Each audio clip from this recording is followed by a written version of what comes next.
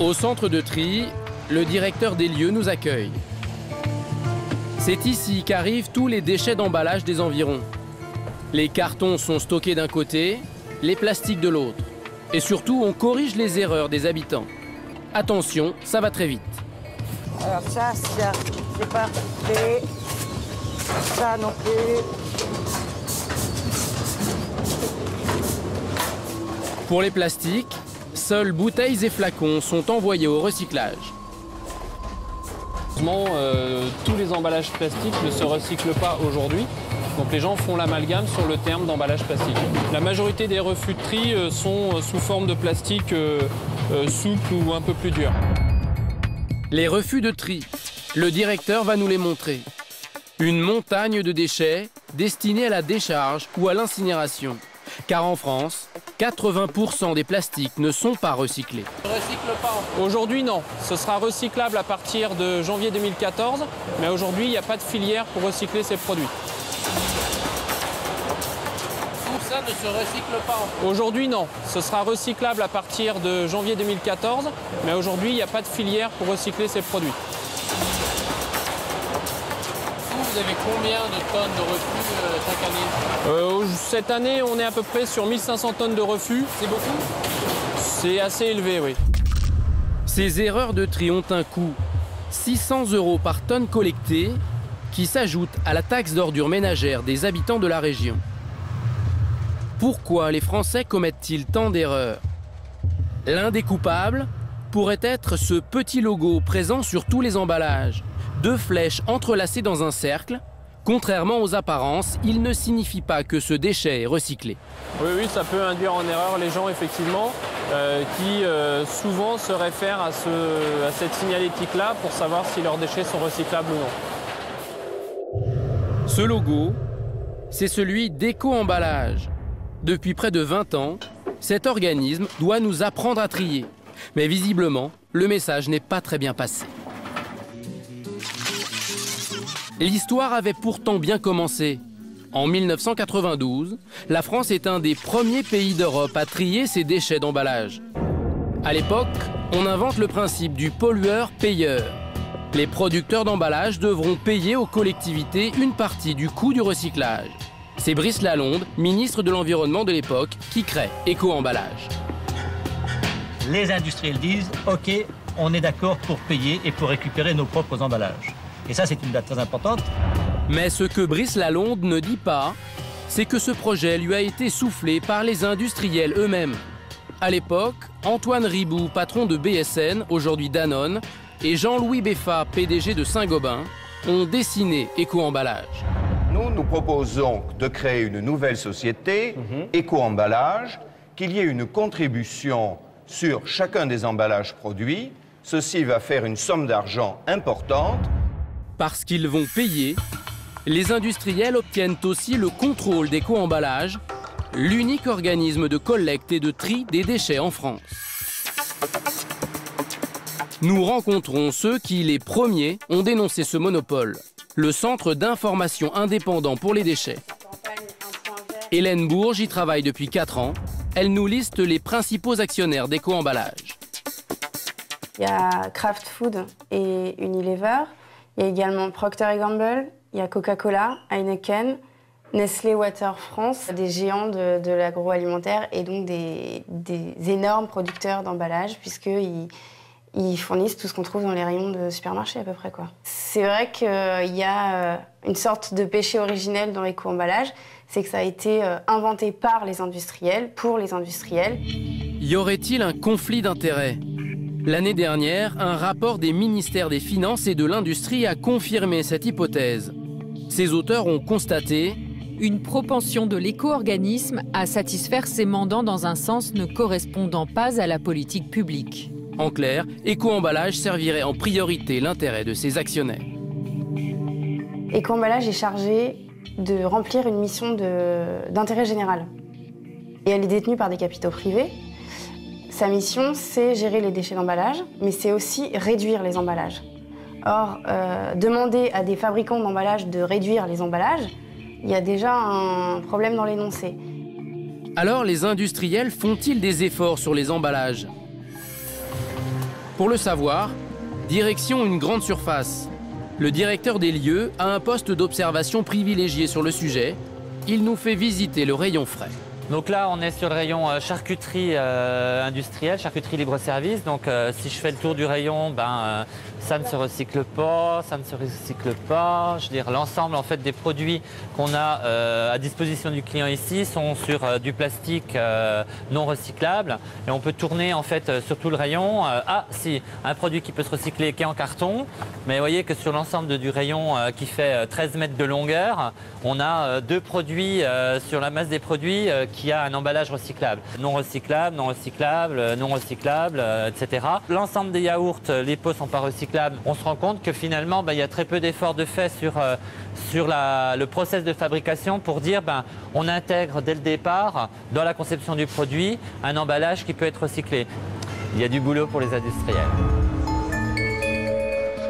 Encore beaucoup de progrès à faire pour les industriels et donc pour Eco-Emballage. Nous avons demandé des explications à son directeur général. Un rendez-vous est fixé lors d'un colloque. Mais à l'heure dite, Éric Braque de la Perrière n'a plus le temps. Aujourd'hui, c'est impossible. Aujourd'hui, c'est impossible jusqu'à la fin de la semaine. Enfin, c'est la guerre. C'est finalement le directeur technique qui va s'expliquer. Nous lui montrons l'impressionnant inventaire fait par le directeur du supermarché. Ça ne se recycle pas, je veux dire l'ensemble. C'est qu'il a fallu constituer entièrement la filière de recyclage des plastiques avec la mise en place de la collecte sélective. Et on a décidé, par prudence, de la construire sur la fraction du gisement qui était la plus facile, je dirais, à recycler. Et par contre, ce que vous soulignez à juste titre, c'est qu'on peut faire encore mieux. On a effectivement essayé d'estimer ce que coûterait l'extension des consignes de tri. Donc c'est un projet dont on estime qu'il coûtera au minimum 100 millions d'euros chaque année. Un recyclage trop cher pour être rentable, c'est la position de l'éco-organisme. Alors dans ce cas, pourquoi ne pas inciter les industriels à produire moins d'emballages plastiques? En 20 ans, leur nombre a explosé. On en produit 50 milliards chaque année en France. À l'approche de Noël, un détour par le rayon jouet est éloquent. Aujourd'hui, en fait, les emballages sont surtout utilisés pour des raisons en fait purement marketing, d'information client, qui pourraient être largement, je dirais, limitées. Vous prenez par exemple ce produit, il y a, on va dire, 45% de l'emballage qui est inutile. Ça pourrait très bien être contenu dans un emballage qui soit grosso modo 70% moins imposant. Et donc du coup 70% de carton en moins, 70% de plastique en moins. Si on prend par exemple, je dirais, ce produit qui est un produit standard par exemple, là il se trouve en plus qu'en termes de recyclage c'est extrêmement compliqué puisque vous avez du carton et du plastique. Donc ça part directement en déchetterie ou en incinérateur, puisque en plus le carton, de ce fait-là, pour qu'il soit recyclé, il faudrait en fait enlever le plastique pour pouvoir recycler le carton. Ces emballages très compliqués, on les appelle des perturbateurs de tri. Car dans ce cas, on ne recycle ni le plastique, ni même le carton. Eco-Emballage avait pris l'engagement de taxer sévèrement leur production. La mesure devait entrer en vigueur il y a 7 ans. On l'attend toujours. Sur les emballages perturbateurs, Eco-Emballage a mis en place depuis pratiquement 10 ans maintenant des comités techniques avec les filières de matériaux et avec les producteurs d'emballages pour identifier les emballages perturbateurs et pour informer les conditionneurs sur les alternatives. L'idée serait de les pénaliser si on veut les faire changer. Non, je crois justement que la première étape, c'est toujours d'informer. Eco-Emballage n'a pas l'intention de taxer ses actionnaires.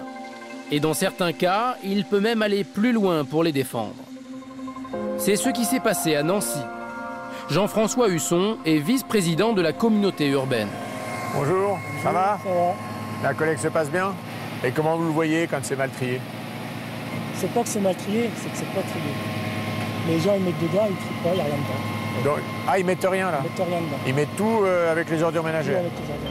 Ici, Eco-Emballage ne finance que la moitié de ce que coûte le recyclage. Alors pour améliorer le tri et réduire les déchets, le Grand Nancy publie ce guide d'information il y a 2 ans. Quelque part, l'objectif, c'est d'abord de réduire les déchets. On a eu à l'époque un souci sur la question de l'eau du robinet que l'on préconisait, nous. Voilà, celle-là, vous voyez, préférer l'achat. Opter pour les éco-recharges, boire l'eau du robinet plutôt que l'eau en bouteille. Ça claque. Ça claque, mais un peu trop pour Eco-Emballage. En théorie, l'organisme doit financer ce genre de guide. Mais cette fois, ils font comprendre à Jean-François Husson qu'ils ne peuvent soutenir ce message. Et le discours, il est toujours un peu alambiqué. On vous explique que le message, tel qu'il est écrit là, il n'est pas recevable, qu'il faudrait l'écrire différemment parce que une partie du financement, c'est aussi la poche des industriels. Je pense que c'est pour le moins regrettable. C'est la raison pour laquelle, vous savez, quand on essuie un refus, nous, on a tenu notre position parce que la position, c'est celle qu'il faut défendre devant l'habitant, devant les collectivités. C'est notre responsabilité d'élus. Le guide ne sera pas changé d'une virgule. Malgré tout, Éco-emballage le finance, à l'exception de la page incitant à boire l'eau du robinet. La collectivité ne perd que quelques centaines d'euros, mais aussi ses illusions sur l'éco-organisme. Le rapport du ministère de l'Industrie évoque ce problème.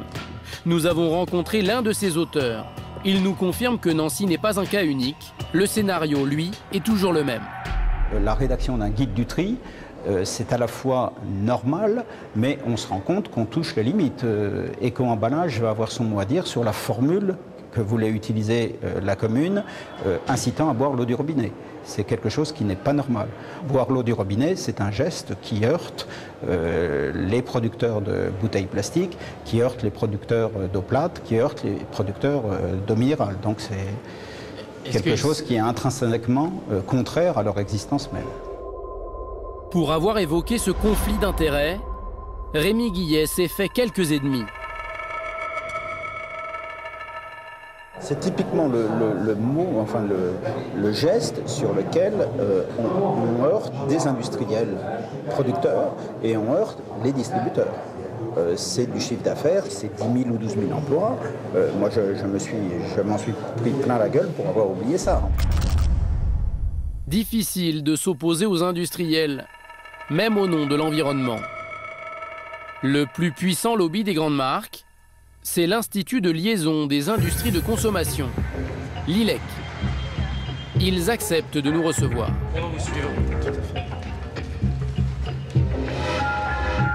Ça pèse sur le marché français à peu près 40 milliards d'euros de chiffre d'affaires, comme ordre de grandeur. Olivier Desforges a une double casquette. Il est président de l'ILEC, mais aussi du conseil d'administration d'Éco-emballage. Sur la question de l'eau du robinet, il n'a aucune hésitation. C'est aux consommateurs de choisir. On n'a pas besoin, d'un point de vue point vert, de commencer à financer des actions d'éducation du consommateur pour le pousser vers une consommation plutôt qu'une autre. C'est pas son rôle. Pourtant, c'est inscrit dans son cahier des charges. C'est ce que dit le rapport d'audit. Non, j'ai pas le texte sous les yeux, mais c'est une interprétation que vous faites. Notre interprétation, c'est aussi celle du rapport fait par le ministère de l'Industrie. Nous le montrons à Olivier Desforges. La mission de prévention des déchets est inscrite noir sur blanc. Il est demandé à Éco-emballage de sensibiliser le citoyen consommateur. Et c'est là où on diverge sur l'interprétation. Moi, je vous dis, c'est pas ça. Donc selon vous, ça ne fait pas partie du cahier des charges. Ça n'a jamais été compris comme ça. Même s'il refuse de l'admettre, la réduction des déchets est bien une mission d'Éco-emballage. Le ministère de l'Environnement va nous le confirmer. Éclairez-moi, est-ce que la réduction pour les déchets est inscrite dans le cahier des charges d'Éco-emballage? C'est une mission générale qui est inscrite dans le cahier des charges. Dans le prochain, il n'y avait pas d'objectif précis dans le cahier des charges, donc il est difficile de dire que ça n'est pas respecté. Pas d'objectif précis sur un enjeu crucial. La surveillance d'Éco-emballage est-elle efficace? Non, selon le rapport d'audit. Il pointe un contrôle des pouvoirs publics insuffisant. Une situation qui a duré des années, jusqu'au dérapage, en pleine crise financière. Une crise qui révèle ses scandales, aussi en France. On a appris aujourd'hui que la société Éco-emballage, un organisme qui assure des missions publiques, avait investi une grosse partie de sa trésorerie, 60 millions d'euros, dans un paradis fiscal, à Zurich. Les fonds sont aujourd'hui bloqués. Jean-Louis Borloo, ministre de l'écologie, parle d'une affaire hallucinante. Ce logo, vous l'avez déjà vu. Éco-emballage fait la une des journaux télévisés. En 2008, lors de la crise des subprimes, l'organisme perd des millions d'euros dans des placements hasardeux. Ces pratiques financières risquées éclatent au grand jour. Je n'accepte pas que 60 millions d'euros destinées aux collectivités locales soient placées dans un paradis fiscal.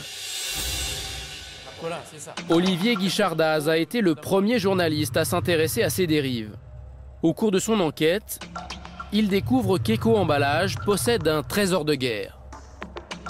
C'est les montants de trésorerie, donc c'est monté jusqu'à 300 millions d'euros, 2 milliards de francs, une broutille. Pour faire fructifier cette trésorerie, il a placé, une partie de ces placements ont été faits sur des fonds spéculatifs, risqués, notamment aux îles Caïmans, des fonds destinés à rapporter du cash. C'est fait pour optimiser la trésorerie. Courant 2007 et courant 2008, ils se sont trouvés dans l'impossibilité de récupérer cet argent. Donc avec 70 millions d'euros de gelée, qu'ils ne pouvaient pas récupérer, donc des pertes potentielles de 70 millions d'euros. Au final, on ne sait pas encore de combien seront les pertes. Je crois qu'il y a déjà 11 millions d'euros qui sont considérés comme définitivement perdus.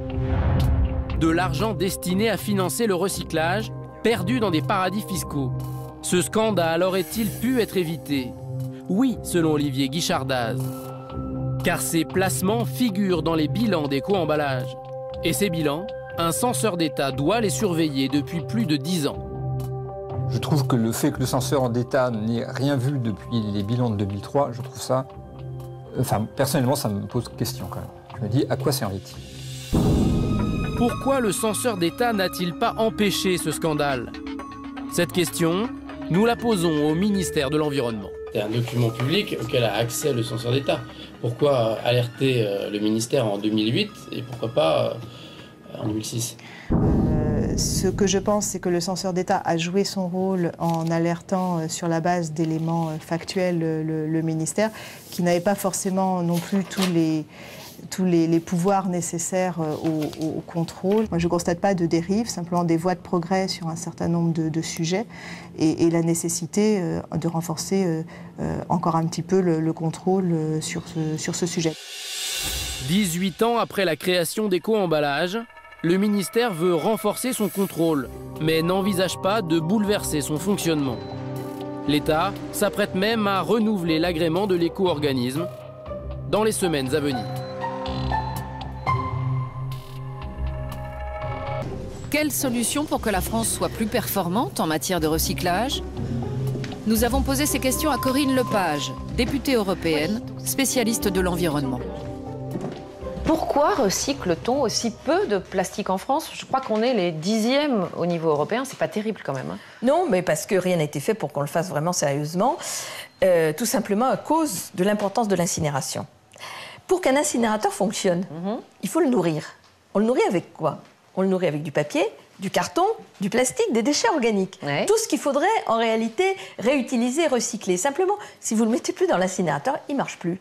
Donc, comme nous sommes un pays qui a mis beaucoup sur l'incinération, parce que c'est quand même très rentable, il faut dire les choses comme elles sont, eh bien, dans le même temps, il ne faut pas en faire trop de manière à ce que l'incinération fonctionne. Quand vous ajoutez à cela que certaines communes, même si ce n'est plus possible aujourd'hui, par le passé, ont signé des contrats dits de tonnage garanti par lesquels elles s'engageaient à fournir à l'incinération un tonnage X et qu'elles payaient... Elles sont pieds et poings liés, quoi. Elles payaient, si le tonnage n'y était pas, où est l'intérêt d'encourager le recyclage? Mais clairement, ça veut dire quoi? Qu'on a laissé les clés aux industriels. On l'a vu quand même dans très largement. Vous savez que moi je dis les choses comme elles sont, très largement.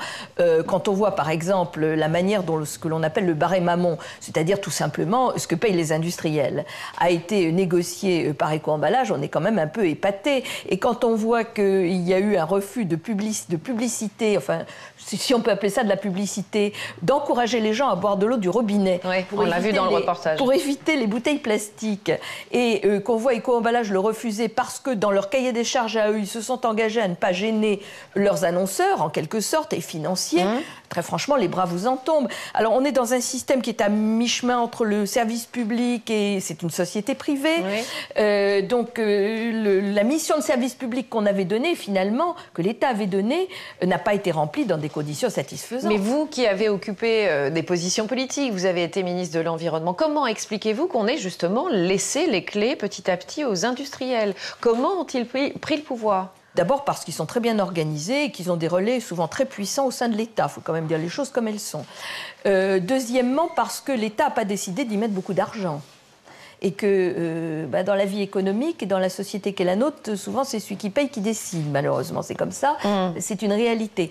On fait croire que l'État fait toute une série de choses, simplement il ne les fait pas parce qu'il ne met pas les moyens nécessaires pour les faire. Alors on va revenir sur le poids peut-être des lobbies industriels. Vous êtes parlementaire européenne, comment vous les voyez à l'œuvre? Souvent ils arrivent avec des amendements tout préparés. Déjà écrits? Tout écrit. Donc je m'amuse, mais je dirais que je ris jaune quand je vois certains de mes collègues se faire directement leur porte-parole. C'est-à-dire que je retrouve dans les amendements qui sont déposés, et généralement toujours par les mêmes députés, les propositions de tel ou tel lobby. Avec la même formulation, exactement. Ça se voit gros comme le nez au milieu de la figure. Moi, je suis première vice-présidente de la commission environnement, santé des consommateurs, et je suis suppléante dans la commission industrie, recherche, énergie. C'est donc vous dire que c'est vraiment le lieu où s'exercent tous les lobbies. Donc, je les reçois. Mais, je rends public la liste des personnes que je reçois. Sur Internet? C'est consultable sur mon site de parlementaire européenne. Deuxièmement, nous nous interdisons, mes attachés parlementaires comme moi-même, de recevoir même un café. Je paye mes repas quand je suis invitée, ce qui n'est pas dans la coutume, mais ça m'est égal. Parce qu'il peut y avoir des repas collectifs. Je paye mon repas, je paye mon café, voire même quand je les invite à la buvette, c'est moi qui paye le café. Mais en creux, si vous êtes en train de nous dire ça, c'est bien que d'autres parlementaires ne le font pas. Écoutez, chacun fait comme il croit, il n'y a pas d'obligation dans ce domaine. Moi, c'est les règles que je me suis fixées et je m'en sens très bien. Qu'est-ce que vous dites, vous, tout simplement à ceux qui sont en train de nous regarder, qui sont comme vous et moi, qui trient leurs déchets et qui se disent, au bout du compte, que ça ne sert pas à grand-chose?